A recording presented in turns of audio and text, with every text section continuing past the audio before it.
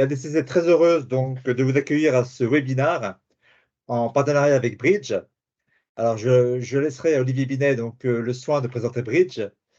Aujourd'hui donc le thème de ce webinaire c'est automatiser votre process d'order to cash et comment donc accélérer votre recouvrement grâce à l'open banking.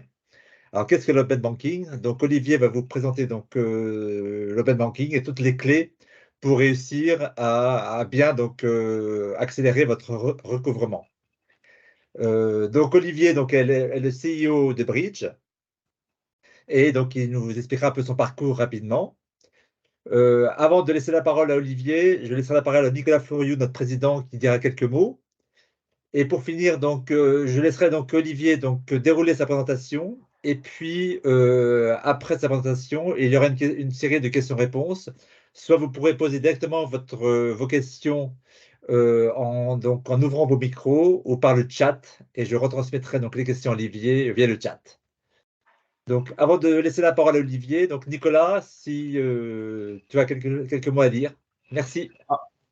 Merci Vincent, merci Olivier. Très rapidement, on est sur un sujet d'innovation, on parle d'open banking et c'est un sujet sur lequel on n'a pas tous les définitions, les termes et les clés en main pour comprendre et les tenants et les aboutissants. C'est lié à une directive européenne, mais surtout c'est un sujet qui traite les délais de paiement, les retards de paiement et c'est en ça qu'il y a un lien avec ce que nous pensons à la FDCC, qui est la lutte contre les retards de délai de paiement et les retards de paiement tout simplement. Et il était important, en tout cas à mes yeux, de pouvoir faire preuve, on va dire,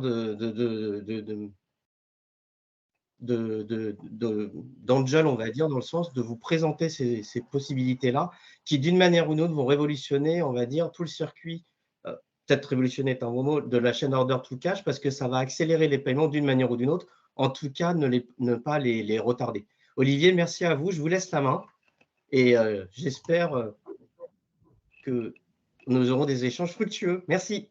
Merci beaucoup à tous les deux. Bienvenue à tout le monde.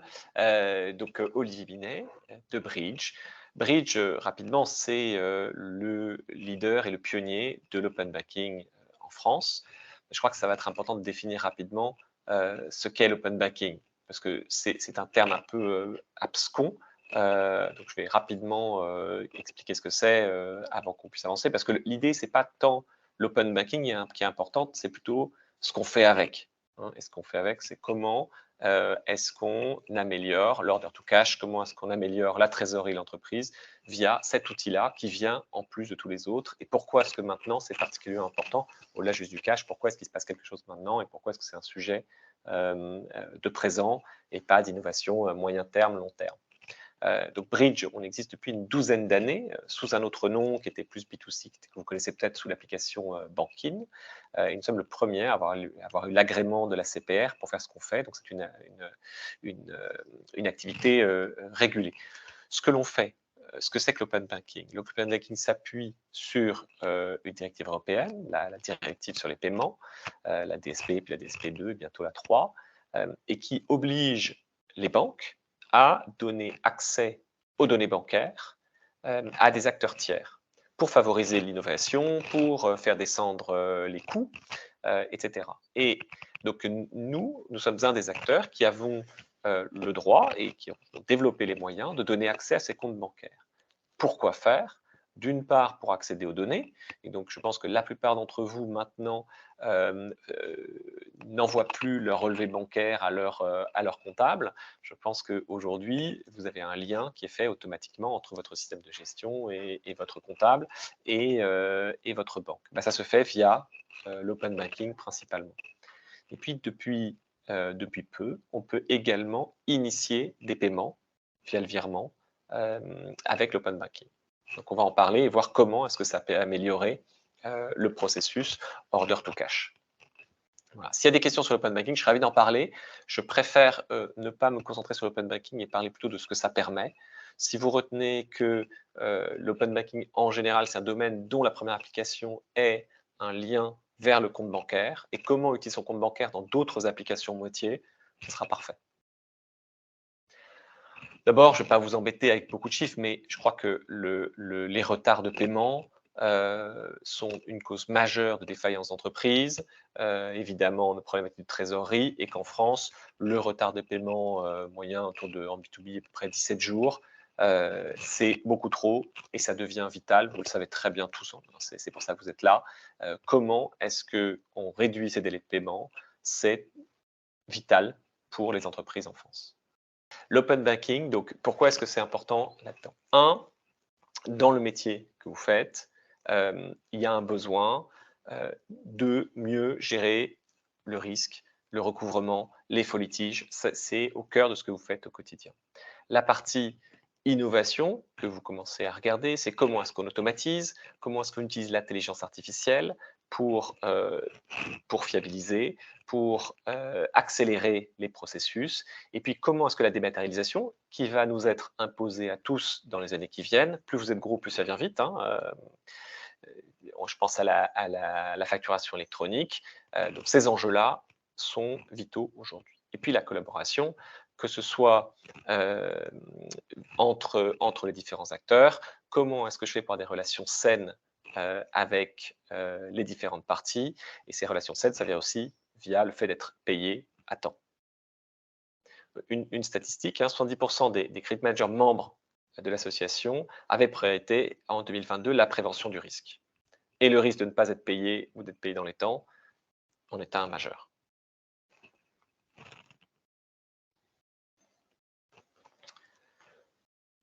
Évidemment, dans les métiers, que ce soit la communication, l'accompagnement client et solutionner le litige, c'est important. Mais la bottom line, c'est que ce qui est le plus important, c'est le cash. Le cash, comment est-ce que j'accélère la rentrée du cash et la fiabilisation du cash.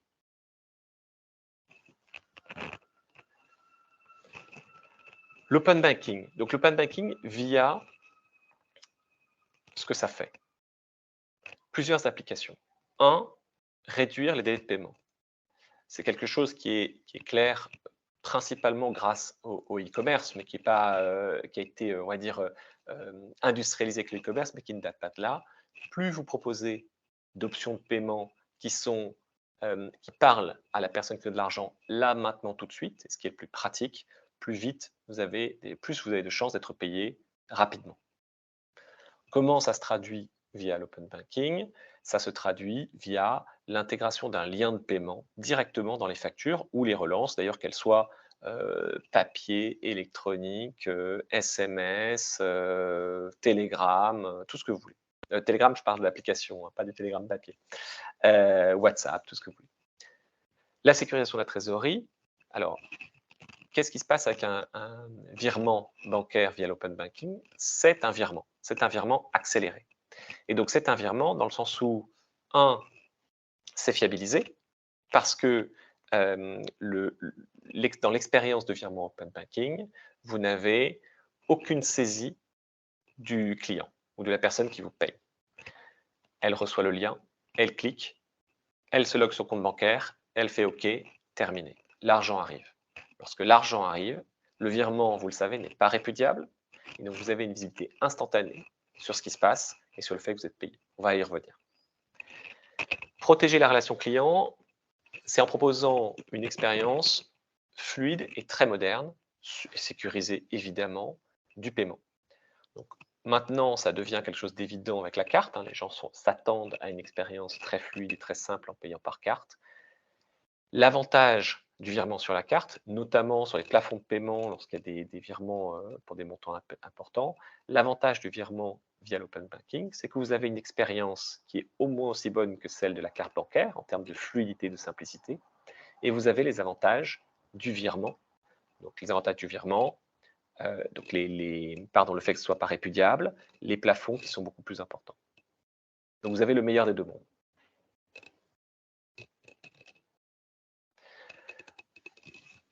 Une image plutôt que des mots, on vous a pris une expérience de quelqu'un qui a reçu une relance de paiement, une facture, qui l'ouvre. Vous voyez, vous l'avez format papier, format PDF ou directement dans l'email. Et vous pouvez soit flasher un QR code, soit cliquer sur le lien. Vous arrivez sur une page qui peut être customisée à votre image. La personne choisit sa banque, puis clique sur Payer en ligne. Elle se logue sur son compte bancaire et elle arrive sur l'initiation de virement, c'est-à-dire en gros la confirmation du virement. Et là, ce que vous voyez, c'est que le montant, le libellé et le RIB ont déjà été transmis via le lien de paiement. Pourquoi c'est important? Pourquoi c'est important? Parce que, 1, vous ne transmettez pas votre RIB. Alors, votre IBAN. Je sais que certains d'entre vous ont déjà fait la mauvaise expérience et la font de temps en temps dans votre IBAN et de retrouver de temps en temps des abonnements téléphoniques ou autres avec l'IBAN que vous avez transmis à certaines des personnes qui vous devaient de l'argent. Ça arrive parfois. Donc, comme vous vous faites payer sans envoyer votre IBAN. La deuxième chose, c'est que vous avez vu que on s'est fait payer sans que la personne qui paye n'ait à saisir, à créer un nouveau bénéficiaire dans son interface bancaire. Ce qui est la chose la plus embêtante au moment de payer par virement. Devoir créer un nouveau bénéficiaire, c'est embêtant. La troisième chose, il n'y a eu aucune saisie de la personne qui payait. Vous avez vu que la seule chose qu'elle a saisie, c'est son mot de passe au moment de se connecter sur son compte bancaire. Donc, pas de saisie, ça veut dire, outre le fait que les paiements soient fluides, ça veut dire pas d'erreur. Je pense que tous ici, vous avez eu des problématiques d'erreur que vous avez vécues dans un sens ou dans l'autre. Pas d'erreur de montant et surtout, pas d'erreur de libellé. Ça veut dire un rapprochement très simple. Pourquoi est-ce que ça améliore les délais de paiement? L'autre chose que vous avez vu, alors c'était assez rapide, hein, mais la vidéo, vous pouvez la trouver en ligne, et puis sinon vous nous la demandez, on sera ravis de vous la montrer. C'est que vous initiez le virement, mais c'est vous qui définissez la date à laquelle le virement sera exécuté. Alors évidemment, sous réserve qu'il y ait les fonds à ce moment-là, mais si vous décidez que aujourd'hui, alors nous sommes le 26, mais vous décidez que le virement doit être fait le 1er juillet, et que je clique aujourd'hui et que je suis les différentes étapes qu'il y a eu tout à l'heure, le virement sera initié maintenant, mais ne sera exécuté que le 1er juillet. D'accord? Donc ça veut dire qu'il n'y aura pas de problème le 1er juillet, je ne vais pas me réveiller et dire « Ah mince, j'ai oublié », et finalement, vous ne l'aurez pas le 1er juillet, mais le 2, le 3 ou le 4. Donc, ça fait partie des choses qui éliminent le délai de paiement. L'une des choses qui est importante, c'est que le moyen de paiement s'adapte à chacune des étapes. C'est-à-dire que à l'émission de la facture, vous l'avez vu, on peut le mettre sous forme de QR code ou de lien dans une version électronique. Lorsque vous êtes en période de recouvrement amiable, que vous relancez votre client, vous pouvez lui renvoyer un lien de paiement par SMS, par email, même lorsque vous êtes au téléphone, par courrier. Sachez que dans la solution Bridge, lorsque vous envoyez un lien de paiement, vous avez la visibilité sur le fait que la personne clique ou pas sur le lien de paiement. Donc, admettons que vous soyez en train de relancer quelqu'un pour un paiement, vous allez pouvoir voir en temps réel que la personne a bien cliqué. Donc, vous l'avez au téléphone, Monsieur Binet, il est temps de nous payer. Ah oui, j'ai oublié. Bah, tenez, je vous envoie un SMS et vous allez pouvoir le faire directement depuis votre téléphone. Je ne peux pas vous dire oui, c'est bon, c'est fait, le virement est fait. Vous allez voir que j'ai cliqué, vous allez voir instantanément que le virement a été initié avec succès. Évidemment, ce qui est intéressant, c'est qu'une fois que le virement est effectué, le lettrage est largement simplifié par le fait que le montant sera correct et le libellé ou les libellés de la transaction seront corrects également. Pour certains d'entre vous, ou pour certains de nos clients ou de ceux qui sont en train d'installer notre solution, d'intégrer notre solution, cette dernière partie est presque vitale. C'est-à-dire quand on pense à des millions de factures, sur les millions, le nombre de paiements qui n'arrivent pas à rapprocher demande plusieurs personnes à temps plein juste pour cette action qui n'a aucun intérêt. Donc de la même façon, sur la partie téléphonique, j'ai un peu anticipé, mais avec le lien de paiement, vous voyez immédiatement si la personne clique sur le lien de paiement. Donc ça permet d'avoir toutes les étapes immédiatement pendant que la personne est encore au téléphone et vous de suivre ce qui se passe au fur et à mesure. Oui, mon client a bien cliqué sur le lien. Oui, le virement a bien été initié avec succès. Avec une expérience à nouveau très simple, si la personne choisit de payer par virement plutôt que par carte.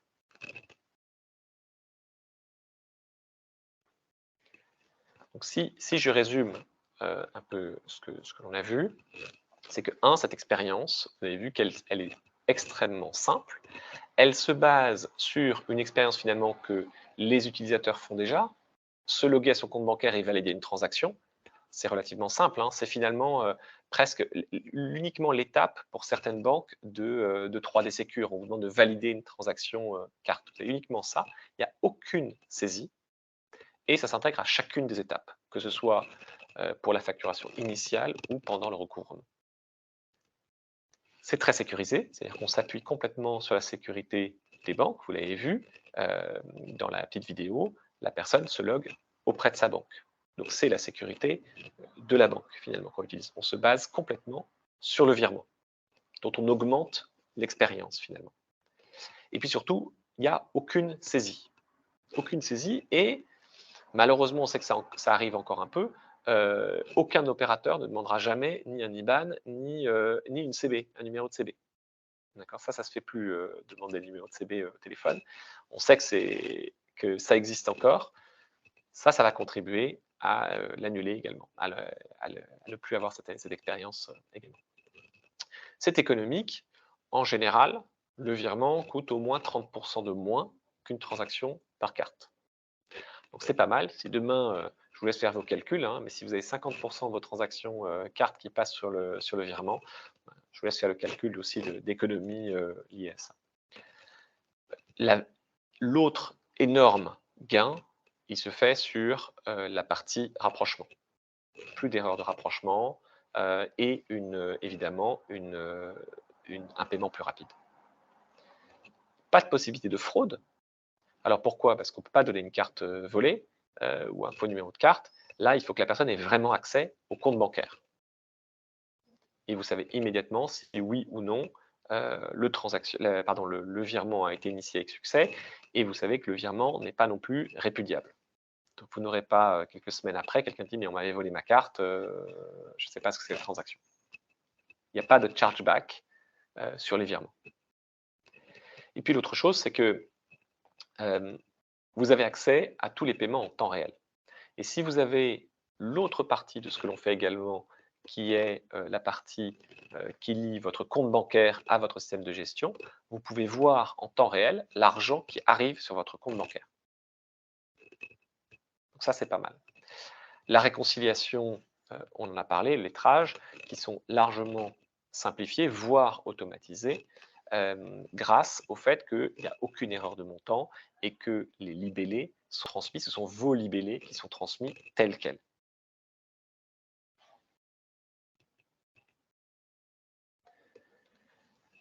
Je vais embrayer sur une autre chose dont j'ai parlé un peu en introduction, qui est la facturation électronique. Je sais que la plupart d'entre vous travaillez sur le sujet, que vos comptables ou vos fournisseurs de logiciels de gestion vous ont parlé de la facturation électronique, que vous-même vous travaillez dessus.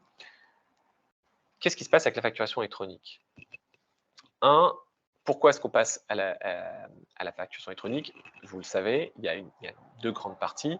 Il y a une partie qui est vraiment sur comment l'État va suivre l'activité économique en temps réel, en voyant toutes les factures passer, en surveillant la collecte de la TVA au plus près également. Ça, c'est une partie. Mais l'autre partie, c'est la partie réduction des délais de paiement. Il y a une chose importante à retenir sur la facturation électronique, au-delà de ce que vous avez déjà, c'est que en plus de transmettre la facturation électronique au service de l'État, on doit également transmettre le statut du paiement. Donc, qu'est-ce que ça veut dire? Ça veut dire que dorénavant, pour que ça fonctionne vraiment bien, il va falloir que les acteurs de la facturation électronique intègrent le moyen de paiement au plus près de la facture. Le plus simple moyen de le faire, ça reste d'intégrer un lien de paiement et ou un QR code les deux à la fois, sur la facture, comme on l'a vu. Donc nous, on travaille beaucoup là-dessus, parce que c'est une évidence pour tous les utilisateurs de la facturation électronique. Pour les émetteurs de factures, on l'a vu, hein, ça s'intègre dans comment j'accélère les rentrées de cash et le paiement de mes factures. Et pour les personnes qui souhaitent payer, c'est beaucoup plus simple. Pas de bénéficiaire à créer, je peux le faire immédiatement en flashant un QR code, en cliquant sur un lien. C'est un enjeu de compétitivité. La plupart des services financiers comme nous vont s'intégrer avec les grands éditeurs de factures et les solutions de gestion de factures. À nouveau, ça simplifie le lien entre le paiement et la facture, va simplifier le rapprochement des deux, et donc toute la partie qu'on a mentionnée un peu plus tôt sur le rapprochement, le lettrage, etc.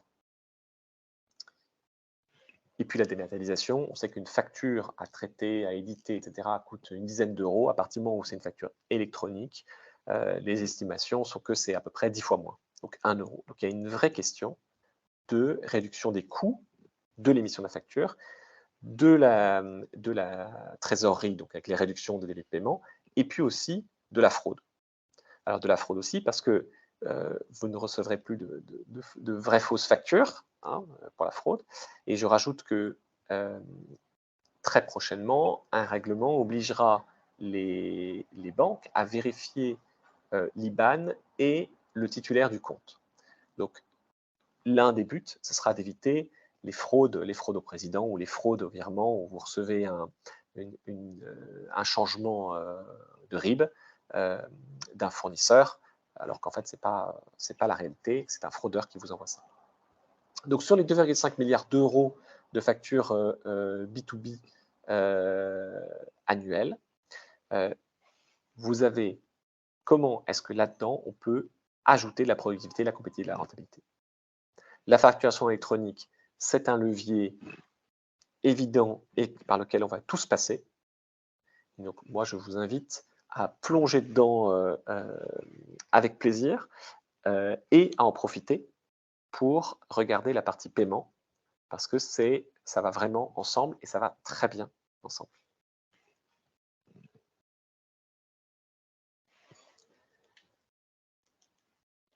Pour la fonction, c'est moins d'erreurs, c'est une meilleure visibilité, c'est une meilleure gestion de la trésorerie.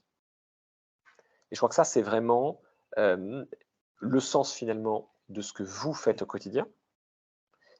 L'open banking, vous l'avez vu, hein, et le paiement via l'open banking, de la même façon que l'agrégation ou l'accès aux données bancaires, c'est une petite pierre à l'édifice, mais une pierre significative, puisqu'elle touche directement au cash. Donc, du cash plus rapidement, tout en étant plus performant opérationnellement. Que demande le peuple?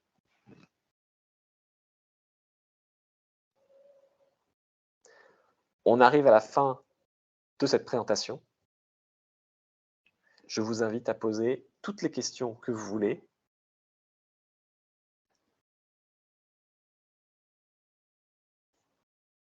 Votre outil. Merci. Alors, je vois des questions déjà dans le Merci Slack. Olivier, oui. Alors, attendez voir. Est-ce qu'il y a des questions? Oui, il y a peut-être des questions déjà. Alors, moi j'ai une question. Votre outil intègre-t-il le côté technique de l'envoi de SMS avec le lien actif et si cela n'est pas développé dans votre environnement actuel? Non, aujourd'hui, on n'envoie pas les SMS. On fournit uniquement le lien. On vous donne accès à cette génération de liens et vous l'intégrez dans vos outils actuels. C'est pour ça qu'on s'intègre dans de plus en plus d'outils qui permettent l'envoi de SMS. Donc des outils de CRM, des outils de gestion, des outils de recouvrement. Donc si votre outil ne le permet pas, on peut en discuter, on peut trouver un outil qui le fait. Mais dites-nous de quel outil il s'agit et on va regarder. Ah, il y a une autre question? Oui, est-ce que toutes les banques sont couvertes par la Oui, oui, toutes les banques sont couvertes. À de très rares exceptions près.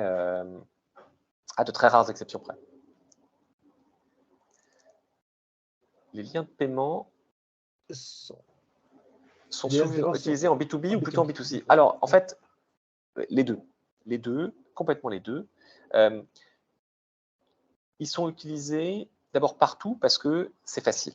Partout, c'est facile. D'ailleurs, si vous regardez, je pense que certains d'entre vous ont peut-être vu ça, il y a une boîte qui s'appelle Sunday qui fait du paiement par QR code sur les tables dans les restaurants via un QR code. Alors, je ne sais pas si certains d'entre vous l'ont vu dans les restaurants, c'est de plus en plus fréquent. Vous voyez que c'est en B2C, même dans les restaurants, donc ça s'applique parfaitement au B2C comme au B2B. J'ai envie de dire, c'est encore plus facile, ça a encore plus d'intérêt pour le B2B, parce qu'en général, les montants sont plus importants et qu'il y a plus de problèmes avec les cartes. Mais ça marche aussi bien en B2C qu'en B2B, c'est pareil. C'est pareil. J'ai une question sur le délai estimatif d'implémentation. Oui. Alors, évidemment, la seule réponse que vous aurez toujours, c'est « ça dépend ». Non, ça dépend du mode d'intégration que vous voulez. Si vous voulez l'implémenter, avoir accès aux liens de paiement et générer les liens de paiement manuellement et les envoyer et les copier-coller dans vos factures, je pense que ça peut être fait en 1 heure ou 2. Et encore 1 heure ou 2, c'est la partie administrative qui sera la plus longue. Il n'y a aucune complexité technique. Hein. On vous met à disposition notre dashboard et ça fonctionne très bien. La deuxième chose, c'est si vous voulez une intégration au plus près directement dans les outils ou logiciels que vous utilisez, alors là, il faut qu'on se parle. Soit l'outil nous a déjà intégré, soit on peut travailler ensemble pour l'intégrer et commencer par le mode manuel pour aller jusqu'au mode dégradé. Et là, ça dépend de la solution logicielle. Alors, oh là là, je vois plein de questions qui arrivent. J'invite les personnes à tout simplement ouvrir leur micro. Hein. Bah oui, mais sinon. Alors déjà, il y a quelqu'un qui dit l'outil n'est pas utilisable à l'international. C'est dommage. Donc effectivement, c'est pas utilisable à l'international. Alors, hors Europe, effectivement, hors Europe, la DSP2 ne fonctionne qu'en Europe et nous ne sommes que européens. Effectivement, nous ne pouvons pas travailler avec des banques américaines hors Europe pour la partie initiation de virement. Effectivement. D'accord. J'entends quelque chose? Non, effectivement, ça n'est que européen. Garantie pour le débiteur que le créancier est la bonne société dans l'envoi du lien. Alors, est-ce que Bernard Philippe, est-ce que vous pouvez préciser exactement? C'est-à-dire, est-ce que vous avez peur que des personnes se fassent passer? Usurpation d'identité. Dans l'usurpation d'identité, dans l'envoi du mail, du SMS. D'accord, oui. Alors, ça, en l'occurrence, l'usurpation d'identité, elle se fait beaucoup via les détails que vous envoyez. Il y a peu de moyens. Alors, pardon, excusez-moi. Pour la personne qui paye, de vérifier que c'est bien la bonne personne qui est en train de payer. C'est ça que vous voulez dire? Oui, c'est parce que le problème de l'adaptation à ce moyen de paiement est aussi la confiance. Dans la chaîne de la confiance, il faut que le débiteur ait confiance en ce moyen de paiement. Alors, le moyen de paiement, c'est le virement. Le moyen de paiement, c'est du virement, en fait. C'est du virement, donc c'est la confiance dans le virement. Effectivement, si la personne à qui vous envoyez l'argent, et c'est un lien avec ce que je disais aussi tout à l'heure sur le contrôle. Si vous recevez demain une facture, une vraie fausse facture, d'accord, vous allez vous dire, ah, bah, si je clique, finalement, est-ce que je ne vais pas payer la mauvaise personne? C'est aussi ça que vous dites, c'est ça? Exactement. Alors, il va y avoir, lié à ça, le virement lui-même, c'est le virement. Et le moyen de paiement lui-même, c'est du virement, donc la confiance au virement, elle est là. Comment est-ce qu'on peut pallier cette fraude? Il y a un règlement qui est sur le point de sortir, qui va obliger le service de paiement à vérifier la correspondance entre le nom, ou le nom de la société, et l'IBAN. D'accord? Donc, ce que vous verrez apparaître dans dans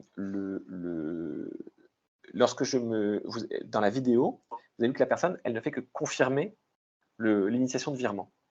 Donc, ce qui va apparaître, c'est le nom de la société ou de la personne à qui je fais le virement. Ça n'est pas falsifiable si ça utilise un lien de paiement. Après, tout peut être, évidemment, j'allais dire, maquillé pour faire croire que c'est quelque chose qui est vrai, alors qu'en fait, c'est entièrement faux. Ça peut être un faux lien, ça peut être un faux écran derrière, etc. Mais si je me connecte vraiment à ma banque, ce que je vais voir derrière, il est très probable que ce soit véritable. Mais je suis d'accord sur le fait que ça n'éliminera pas 100% la fraude. Donc des gens qui se font passer pour vous lorsqu'ils envoient la facture ou l'email. Mais ça peut être vrai pour n'importe qui se fait passer pour vous au téléphone et qui demande la carte de crédit.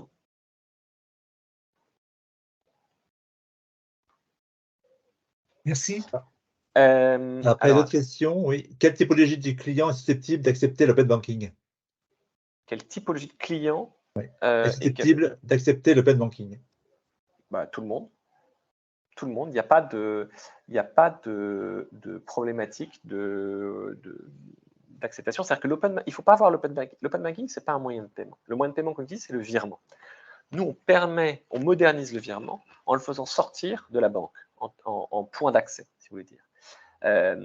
Et donc, on ramène le virement dans la facture.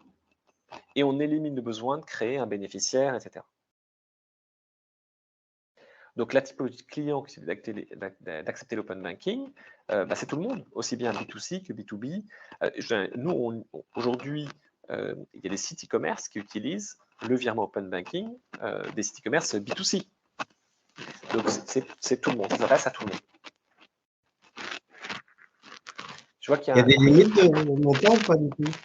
Alors, les limites de montant, elles sont liées aux limites, au plafond du compte bancaire, du compte lié au compte. Donc, pour vous donner un exemple, on a un client qui fait de la vente de voitures d'occasion et on a un panier qui est entre 10 et 20 000 euros, panier moyen, mais on a la plus grosse transaction qui était de mémoire de 134 000 euros. Donc, tous les comptes bancaires ne permettront pas de faire un virement de 134 000 euros. Cela étant, en open banking, c'est entièrement possible. La limitation ne viendra pas de l'outil, elle viendra évidemment de la banque. Je vais laisser la main à Catherine Vérani qui avait Oui. plusieurs questions. Oui. Vous avez évoqué l'accès au compte bancaire. Bonjour. Oui, j'ai activé mon micro. Allez-y, Catherine. Oui, alors je rebondis là sur ce que vous disiez, sur la question précédente concernant la typologie de clients. Ouais. Est-ce qu'aujourd'hui, vous avez des clients grands comptes, en exemple, qui acceptent, en fait, sur un lien, de déclencher un virement immédiat? Un Cdiscount, par exemple, c'est suffisamment gros? Cdiscount? Oui, en tout cas sur la partie B2C. Alors, je parlais plutôt sur une partie les B2B. deux, B2C, B2B. Ou un OVO. Okay. Donc aujourd'hui, Cdiscount, par exemple, est un exemple il le faut pour le e-commerce, pour le recouvrement, pour utiliser à de multiples niveaux, en fait. Ok, merci. Je pensais à des clients, par exemple, ça peut être de la GMS, grande distribution, comme Casino, Carrefour, mais aussi sur des groupes Eiffage. Est-ce que vous avez des exemples de ces clients qui auraient accepté? Oui, c'est en cours d'intégration chez certains gros ou chez certaines banques. Voilà, on a des banques, on a un factor d'une grande banque, d'un des plus grands groupes français, qui est en train d'intégrer. D'accord, merci. Voilà. Après, j'avais peut-être, Vincent, tu évoquais la deuxième question, c'est ça? Vous avez évoqué l'accès au compte bancaire dans cette solution. Comment savoir, lors de l'envoi du lien, s'il y a des fonds sur le compte? Alors, vous ne pouvez pas savoir s'il y a des fonds sur le compte. En fait, la seule chose que vous pouvez savoir, lorsque vous envoyez le lien, vous ne pouvez pas le savoir. La personne, elle, le sait, on espère, mais vous ne pouvez pas le savoir. Vous pourriez l'interroger si la personne vous donnait accès à son compte bancaire. Mais là, on aurait la solution pour le faire, mais il faudrait que la personne vous autorise à avoir accès à ses données bancaires. On ne peut pas vous donner accès au solde d'un compte bancaire qui ne vous appartient pas. Je crois que ça paraît évident à tout le monde, heureusement. En revanche, c'est possible, techniquement, c'est possible. Il faut, par exemple, de la même façon que vous donnez accès à vos comptes ou aux transactions et aux soldes à votre logiciel de gestion, votre logiciel comptable, via d'ailleurs l'open banking probablement. De cette même façon, vous pouvez créer un lien avec le compte de votre client. C'est ce que font par exemple les outils de cashback ou les outils comme les Joko, les Bankin, qui synchronisent. Nous, on synchronise 8 millions de comptes bancaires chaque jour de cette façon. Et donc, ils donnent accès à leur compte bancaire au niveau des transactions, mais uniquement pour leur donner une valeur ajoutée derrière. Là, c'est pour vérifier le solde. Je pense que ça va être compliqué à vendre à vos clients. D'accord, merci.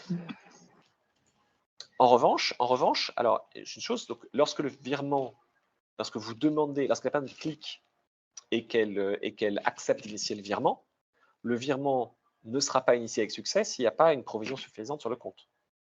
Vous le savez tout de suite. Enfin, la personne, vous avez la réponse instantanée.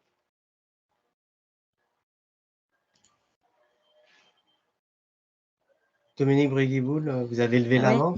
Oui, j'ai levé la main, donc c'est moi qui suis à l'origine de la question sur la typologie. Je rejoins parfaitement donc les remarques qui ont été faites, les groupes qui ont été cités par la personne qui vient d'intervenir. Alors moi, j'ai une question plus précisément sur la date du virement. Parce que cette date, si elle est pas, est-ce qu'elle doit être convenue entre les deux parties? Parce que si elle n'est pas, justement, des grands groupes comme ça ont parfois des raisons de ne pas vouloir payer à l'heure, ont parfois des campagnes qui sont très déterminées dans le temps. Et du coup, comment ça se passe en fait? Est-ce que Alors, c'est vous qui déterminez. Lorsque vous envoyez la transaction, vous l'envoyez dans le lien. Donc, rien ne vous... D'abord, j'aimerais dire deux choses. Donc, c'est vous qui, dans le lien, définissez la date. Vous pouvez vous mettre d'accord avec la personne à l'avance. Lorsque vous envoyez la facture, vous avez la date de l'échéance de la facture. Donc, la pratique que nous, on voit, c'est que c'est à la date de l'échéance de la facture qui sera la date qui sera transmise avec le lien de paiement. Oui, sauf qu'en cas de litige, ça ne peut pas être la date de la facture. De toute façon, Alors, donc il faut, là, on a des circuits. Et du coup, la deuxième question, c'est en fait, est-ce que ce sont forcément des règlements qui vont se faire facture par facture? Est-ce qu'on ne peut pas utiliser ce lien pour un lot de facture, en fait? Enfin, est-ce qu'il est possible de l'utiliser pour un lien de facture? Pour un lot, excusez-moi, de facture. Pas dans ce sens-là. C'est-à-dire que, alors, j'ai plusieurs choses. Vous pouvez, dans le lien, vous pouvez mettre ce que vous voulez. C'est-à-dire que c'est un lien pour un virement. D'accord? Donc, dans le lien, dans le virement, vous pouvez mettre l'ensemble des montants. Mais c'est un virement. Ce n'est pas plusieurs virements. Oui, d'accord. En revanche, on fait l'inverse. Alors, ce qui est utilisé, ce qui commence à être utilisé, et notamment par nos clients, par exemple, qui font du paiement de salaire, c'est à l'inverse. C'est pas pour payer c'est pas pour payer une facture qui est réclamée, c'est plus payer des factures qui ont été intégrées. Alors, je m'explique. Donc, dans certains logiciels de gestion, l'utilisateur peut dire je vais payer telle facture, telle facture, telle facture, telle facture, telle facture. Je clique et ça initie les virements en masse pour tous ses fournisseurs. D'accord? C'est le même système utilisé par des clients comme Payfit. Je ne sais pas si ça vous parle, c'est un logiciel, c'est un service SaaS de gestion de la paye. Et donc, c'est comme ça qu'ils payent chaque mois les employés de leurs clients. Donc, ils payent des milliers, des dizaines de milliers de salaires chaque mois.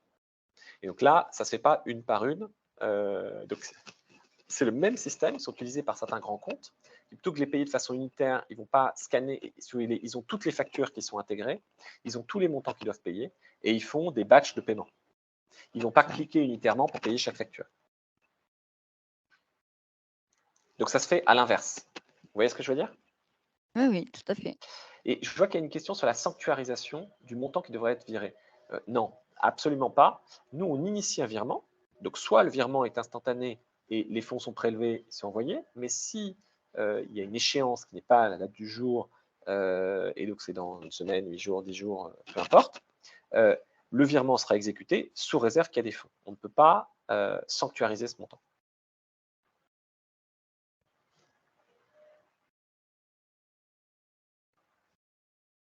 Est-ce qu'il y a d'autres questions?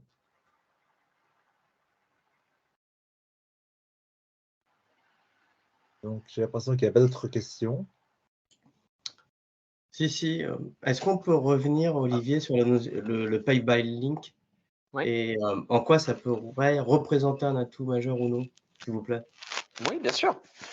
Le Pay by Link, il est directement intégré à la facture.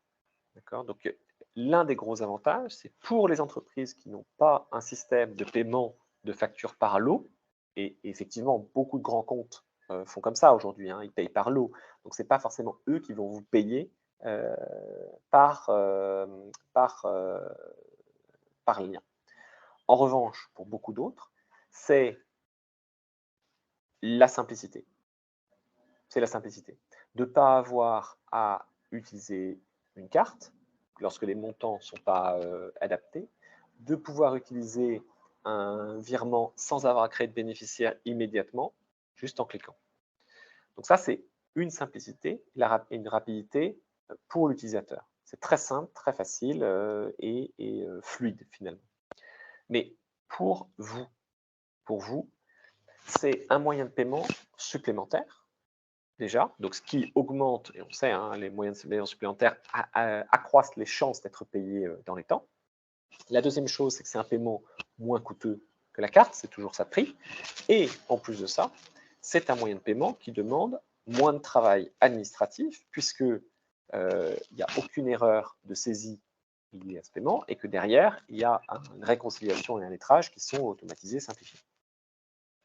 Je rebondis là-dessus, Olivier. On a des adhérents qui travaillent, qui ont l'habitude de travailler dans le secteur du BTP. Ça, c'est pour vous donner une image, mais qui pourraient travailler avec d'autres clients. Une clientèle qui a l'habitude de payer par carte bleue, on va dire à la caisse ou en ligne. Est-ce qu'on peut proposer ces Pay by Link directement sur le site web de la société en question, qui, d'une manière ou d'une autre, permettrait d'alléger le circuit de facturation et de paiement, un peu comme un Buy Now, Pay Later ou un paiement en carte bancaire en ligne, mais là, pour le coup, via un virement et ce véhicule.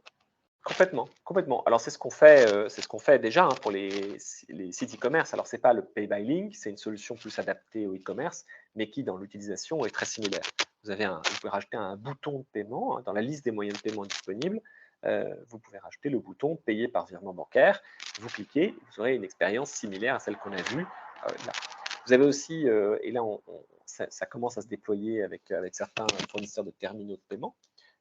Des terminaux qui afficheront un code QR, un QR code comme on a vu, qui donc se scanne avec son téléphone, qui permet du coup à la personne de faire un paiement par virement sur le terminal finalement. D'accord? Ce qui permet de payer par virement en point de vente. Et ça pourrait se faire de manière fragmentée, je m'explique. En 4 fois, le premier paiement directement comptant et les 3 avec un planning et des échéances. Alors, ça, en théorie, ça pourrait. C'est pas utilisé comme ça parce que on est dépendant des API Open Banking des banques qui ne fonctionnent pas tous de la même façon. Donc certains permettent 2 échéances, d'autres 3, d'autres 6, etc. Donc pour aujourd'hui, c'est pas utilisé comme ça parce qu'on ne peut pas offrir une expérience suffisamment uniforme, garantir une expérience uniforme là-dessus. Donc on l'utilise pas comme ça. On l'utilise juste pour un virement pour l'instant. Mais ça peut complètement être géré, en revanche, par le logiciel derrière éventuellement. Mais c'est relativement peu utilisé comme ça. Il y a quelques cas très précis dans lesquels ça l'est, mais c'est pas vraiment fait pour l'instant. Pour l'instant, ça fait partie des choses qu'on demande aux banques de nous permettre de faire. Merci. Alors, je vois une question sur le coût. Le coût, peut-on avoir une idée à la grande masse, typologie de facturation, transaction, abonnement, volume? Oui, oui. Alors, on fait, ça, je vais dire encore une fois, ça dépend. Mais en général, dans le paiement, on a deux choses. Dans le e-commerce, en général, c'est un pourcentage. C'est un pourcentage qui reste bien plus faible que celui de la carte. Pour les paiements de facture en Pay by Link à l'unité, ça va être à la transaction. Donc, ça va dépendre de votre cas spécifique et du panier moyen, voilà. Mais on a deux modèles différents, soit à la transaction, soit un pourcentage sur le montant. Et le tarif est dégressif selon le volume, évidemment, que vous ferez avec nous, comme c'est assez traditionnel dans le paiement, ce qui est normal d'ailleurs. Donc, vous n'avez pas le même tarif si c'est pour un paiement ou si 1 million de paiements par an. On a des tarifs très très compétitifs. Là, on vient de faire un truc pour 50 millions, jusqu'à 50 millions de paiements annuels. Donc, des gens qui émettent beaucoup de factures, des plateformes qui émettent beaucoup de factures. Y a-t-il d'autres remarques ou questions? Vas-y, Vincent, pardon. Non, c'est ça. Est-ce qu'il y avait d'autres questions ou pas? Vous pouvez nous les envoyer par message by link si vous voulez. By link. On sera ravis Oui. de toute façon de répondre à toutes les questions et puis de parler de vos cas particuliers, que ce soit pour l'intégration dans votre logiciel, que ce soit pour discuter des coûts ou du modèle qu'on pourrait faire selon votre activité et selon le volume de transactions ou de factures que vous voulez mettre.